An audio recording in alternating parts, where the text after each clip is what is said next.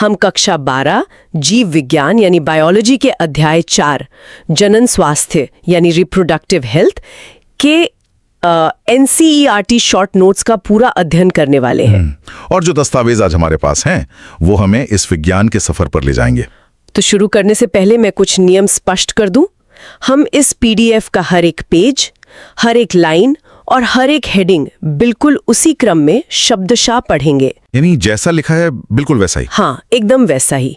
और मैं बाहर से कोई भी नई जानकारी नहीं जोड़ूंगी।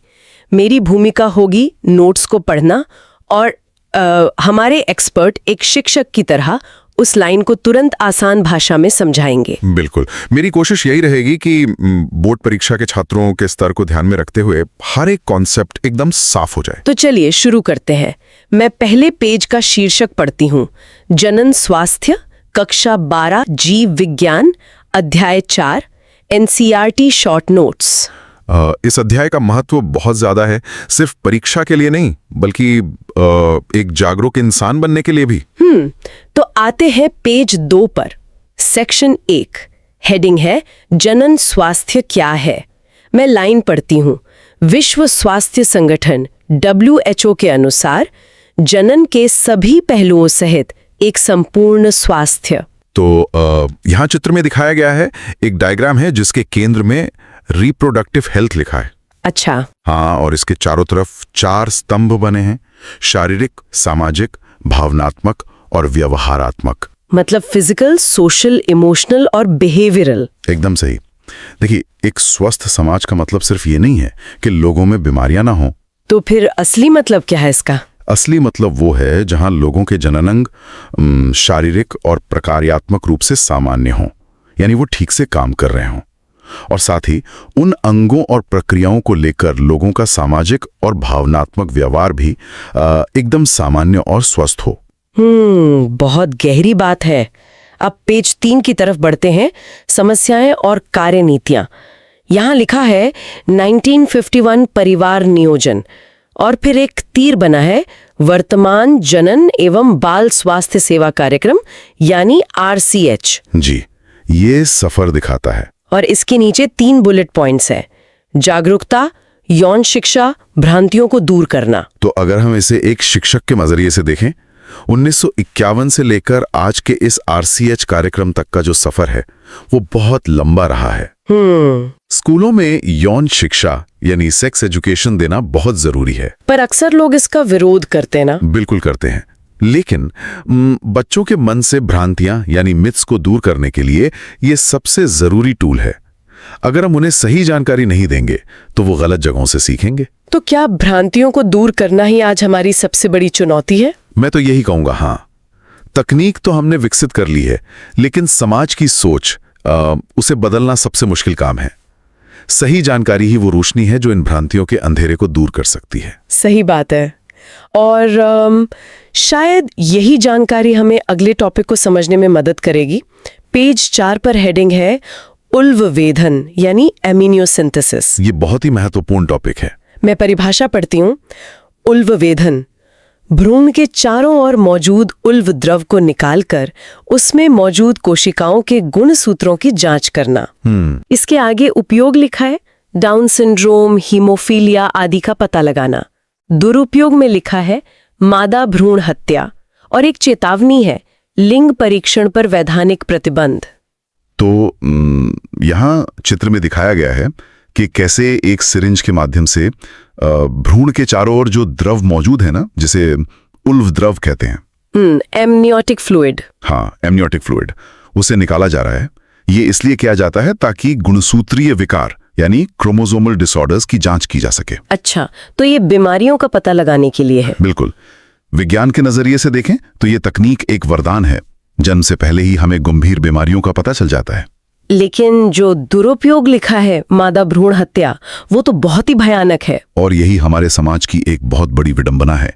तकनीक बनी थी जिंदगी बचाने के लिए, पर कुछ लोगों ने इसका इस्तेमाल ये देखने के लिए शुरू कर दिया कि गर्भ में पल रहा बच्चा लड़की तो नहीं है, और इसी वजह से ये एक सामाजिक अपराध बन गया। इसीलिए इस पर सख्त वैधानिक यानी कानूनी रोक लगाई गई है। ये वाकई सोचने वाली बात है। खैर, अब हम पेज 5 पर आते हैं। जनसंख्या विस्फोट, यहाँ कुछ आंकड़े हैं। आंकड़े हमेशा पूरी कहानी बयां करते हैं। बिल्कुल।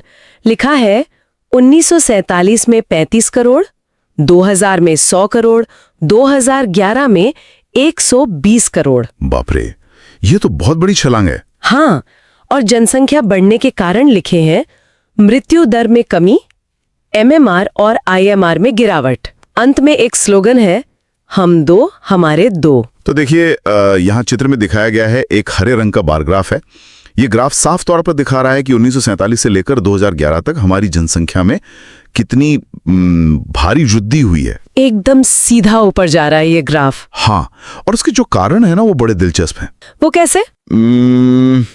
मातृ मृत्यु दर, जिसे एमएमआर कहते हैं, और शिशु मृत्यु दर यानी कि आईएमआर, इन दोनों में बहुत तेजी से गिरावट आई है। मतलब स्वास्थ्य सुविधाएं बेहतर होने से लोग कम मरने लगे। बिल्कुल, और साथ ही जनन आयु यानी रिप्रोडक्टिव एज वाले लोगों की संख्या बढ़ गई। इसी वजह से जनसंख्या इतनी तेजी से बढ़ी। तो फिर ये जो स्लोगन है, हम दो हमारे दो, ये इसीलिए लाया गया। हाँ, आबादी को कंट्रोल करने के लिए। ये जरूरी हो गया था कि लोग परिवार नियोजन के प्रति जागरूक हों। और इसी से जुड़ा है हमारा अगला पेज 6। हेडिंग है गर्भ निरोधक प्राकृतिक विधियां।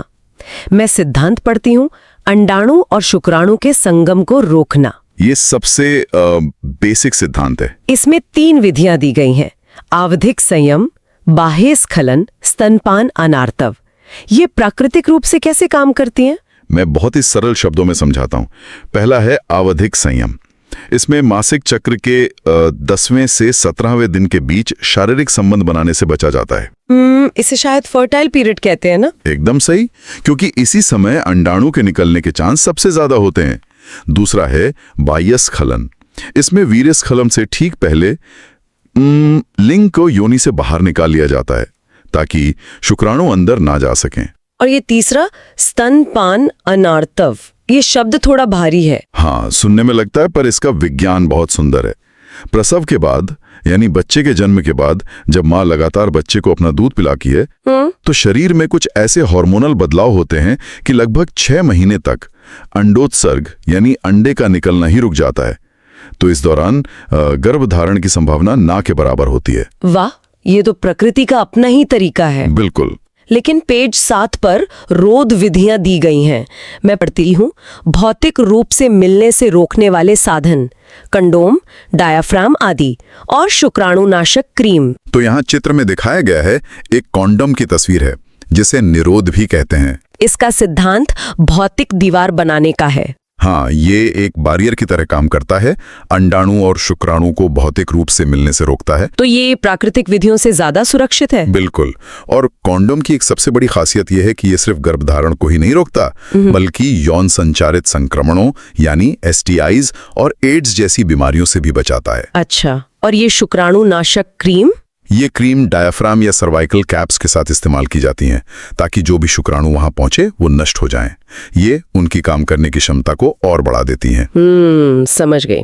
अब पेज 8 की तरफ चलते हैं। हाँ। अंतः गर्भाशयी युक्तियां यानी IUD। ये काफी एडवांस तरीका है। हाँ, इसके 3 प्रकार लिखे हैं, औषधि रहित, तांबा मोचक, हार्मोन मोचक। यहाँ चित्र में दिखाया गया है कॉपर टी की संरचना। ये टी आकार की होती है। और ये काम कैसे करती है? मैं समझाता हूँ। नोट्स में जो तांबा मोचक लिखा है ना, वो भक्षकाणु क्रिया को बढ़ा देता है। 1 मिनट, भक्षकाणु क्रिया, ये क्या होता है? आसान भाषा में कहें तो फेगोसाइटोसिस, यानी गर्भाशय के अंदर कोशिकाओं का शुक्राणुओं को खा जाना या नष्ट कर देना। ओह। हाँ, तांबा या कॉपर शुक्राणुओं की तैरने की गति को भी कम कर देता है। और जो हार्मोन मोचक युक्तियां हैं, वो गर्भाशय को रोपण यानी इम्प्लांटेशन के लिए अनुपयुक्त बना देती हैं। मतलब अगर निषेचन हो भी गया तो भ्रूण चिपक नहीं पाएगा। ये तो बहुत ही सटीक विज्ञान है। अब पेज 9 पर आते हैं, गोलियां। यहाँ एक ही नाम हाईलाइटेड है, सहेली, और इसके आगे लिखा है CDRI लखनऊ में खोज, गैर स्टेरॉइडल, हफ्ते में 1 बार, कम दुष्प्रभाव। ये हमारे भारतीय वैज्ञानिकों की बहुत बड़ी उपलब्धि है। हमें इस पर गर्व होना चाहिए। तो इसमें ऐसा क्या खास है जो ये दूसरी गोलियों से अलग है? देखिए, जो आम गोलियां होती हैं उनमें स्टेरॉइड होते हैं, जिनके रोज खाने से काफी साइड इफेक्ट्स हो सकते हैं। नुकसान हो सकता है। बिल्कुल, लेकिन लखनऊ के CDRI ने जो सहेली बनाई वो गैर स्टेरॉइडल है।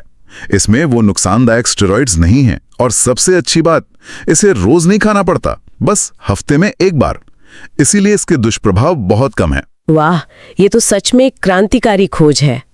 अब हम बढ़ते हैं पेज 10 पर, शल्य क्रिया विधियां यानी सर्जिकल मेथड्स। ये स्थायी तरीके होते हैं। हाँ, इसमें 2 नाम है, शुक्रवाहक उच्छेदन वेसेक्टोमी और डिंब वाहिनी नसबंदी ट्यूबेक्टोमी।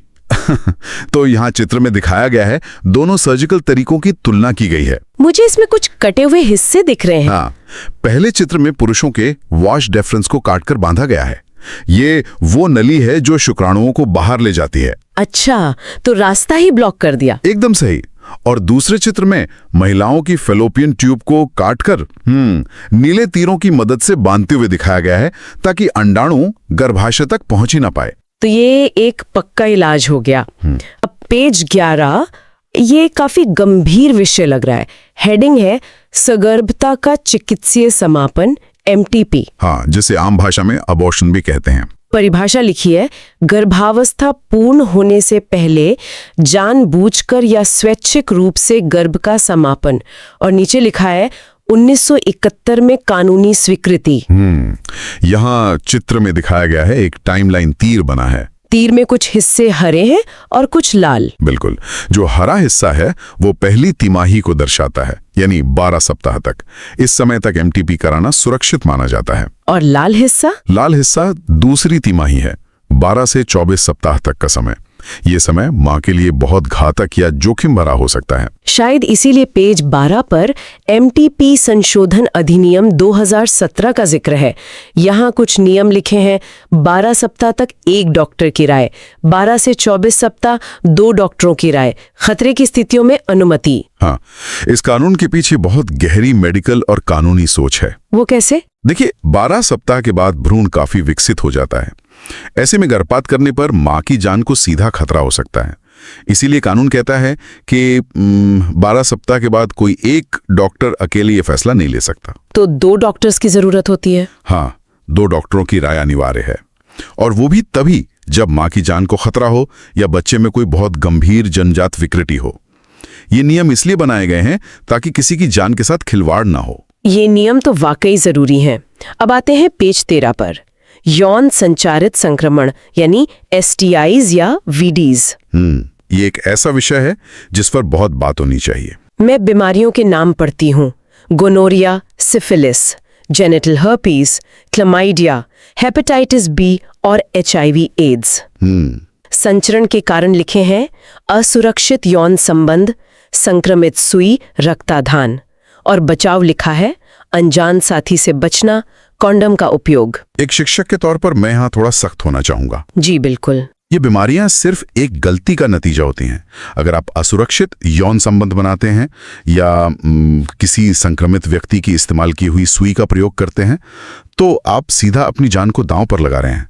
और इसी से जुड़ा एक नोट पेज के अंत में दिया गया है, मैं इसे पढ़ देती हूँ।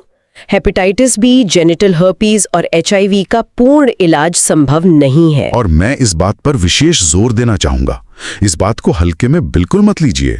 मतलब इनका कोई इलाज ही नहीं है? अगर एक बार ये वायरस आपके शरीर में आ गए तो आप जिंदगी भर इनसे छुटकारा नहीं पा सकते। दवाओं से असर कम किया जा सकता है, पर पूर्ण इलाज यानी क्योर आज तक नहीं बना है। ये जीवन और मृत्यु से जुड़ा एक अति महत्वपूर्ण तथ्य है, इसीलिए बचाव ही सबसे अच्छा इलाज है। ये बहुत ही डराने वाला सच है। खैर, पेज 14 पर चलते हैं।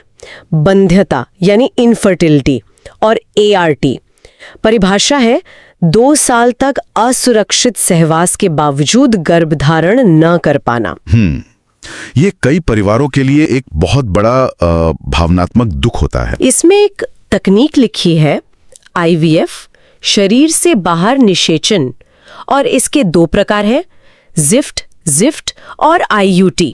तो यहाँ चित्र में दिखाया गया है एक फ्लो चार्ट है। IVF से एक तीर ZIFT की तरफ जा रहा है, जहां ब्रैकेट में लिखा है 8 ब्लास्टोमियर तक। और दूसरा तीर IUT की तरफ जा रहा है, जहां 8 से अधिक लिखा है। तो इन दोनों में क्या फर्क है? देखिए, जब शरीर के बाहर यानी लैड में अंडाणु और शुक्राणु को मिलाकर भ्रूण बनाया जाता है तो उसे IVF कहते हैं। अब अगर वो भ्रूण अभी छोटा है, उसमें 8 या उससे कम कोशिकाएं हैं, तो उसे मां की फैलोपियन ट्यूब में डाल देते हैं। इसे जिफ्ट कहते हैं, जाइगोट इंट्राफैलोपियन ट्रांसफर। अच्छा। और अगर भ्रूण थोड़ा बड़ा हो गया है, 8 से ज्यादा कोशिकाएं बन गई हैं, तो उसे सीधा गर्भाशय यानी यूट्रस में स्थापित करते हैं। इसे IUT कहते हैं, इंट्रा यूट्राइन ट्रांसफर। बहुत ही आसान तरीके से समझाया आपने, लेकिन पेज 15 पर कुछ और नाम भी हैं। मैं पढ़ती हूँ। अन्य तकनीकें, GIFT, गिफ्ट, ICSI, AI। मेरा एक सवाल है, जिफ्ट और गिफ्ट में क्या मुख्य अंतर है? दोनों के नाम लगभग एक जैसे हैं। ये बहुत ही बढ़िया सवाल है। इसे एक आसान उदाहरण से समझते हैं। जी बताइए। जिफ्ट में Z का मतलब है जाइगोट, यानी अंडा और शुक्राणु लैब में पहले ही मिल चुके हैं। उत्पाद तैयार है और उसे ट्यूब में डाला जा रहा है। हाँ, तैयार उत्पाद। बिल्कुल। लेकिन गिफ्ट में G का मतलब है गैमीट, यानी युग्मक। इसमें लैब में निषेचन नहीं होता। अगर कोई महिला खुद अंडे नहीं बना सकती, तो किसी डोनर से सिर्फ अंडा लेकर उस महिला की फैलोपियन ट्यूब में डाल देते हैं। तो निषेचन शरीर के अंदर ही होता है। एकदम सही। तो जिफ्ट में तैयार जाइगोट डाला जाता है और गिफ्ट में सिर्फ गैमीट यानी अंडा। वाह, ये तो एकदम साफ हो गया। और इसी पेज पर इन जटिल तकनीकों के ठीक नीचे एक बहुत ही साधारण सी हेडिंग है, गोद लेना यानी अडॉप्शन। और मेरे हिसाब से ये इस पूरे अध्याय का सबसे खूबसूरत हिस्सा है। इसमें लिखा है कि ये अनाथ बच्चों के लिए सबसे अच्छा उपाय है। बिल्कुल। हम विज्ञान के जरिए लैब में जीवन बना सकते हैं, लेकिन हमारे समाज में पहले से ऐसे बहुत से बच्चे हैं जिन्हें एक परिवार की जरूरत है, और ऐसे बहुत से परिवार हैं जिन्हें बच्चे की। सही बात है। तो गोद लेना सिर्फ एक विकल्प नहीं है, ये सबसे अच्छा और सबसे मानवीय उपाय है। मैं इस पर विशेष जोर देना चाहूंगा। ये वाकई बहुत अच्छी बात कही आपने। अब हम अपने आखिरी पेज 16 पर पहुंच गए हैं। महत्वपूर्ण फुल फॉर्म्स, मैं इन्हें एक एक करके पढ़ देती हूँ। जी बिल्कुल। RCH, MMR, IMR, IUD, MTP, STI, ART, gift, gift. तो छात्रों को मैं ये याद दिलाना चाहूंगा कि बोर्ड परीक्षाओं में जो बहुविकल्पीय प्रश्न आते हैं, यानी MCQs, उनके लिए क्विक रिवीजन पेज बहुत ही ज्यादा महत्वपूर्ण है। ये फुल फॉर्म्स सीधे 1 नंबर में पूछ लिए जाते हैं। तो इसे तो बिल्कुल रट लेना चाहिए। हाँ, समझकर याद कर लेना चाहिए। तो इसी के साथ हमने पूरे 16 पेजों का सफर तय कर लिया है। दोस्तों, हमारे पास NCERT, NCERT की साइंस की नोट्स क्लास 6 से लेकर क्लास 12 तक पूरी तरह उपलब्ध है। आप इन सभी PDF नोट्स का प्रिंट आउट भी निकलवा सकते हैं, और ये सभी सामग्री बहुत ही कम कीमत में प्रदान की जा रही है। आपको यह भी मालूम होना चाहिए कि लगभग सभी प्रतियोगी और स्कूल स्तर की परीक्षाओं में पूछे जाने वाले प्रश्न NCERT से ही आते हैं, इसलिए यह सामग्री आपके लिए बेहद उपयोगी साबित होगी।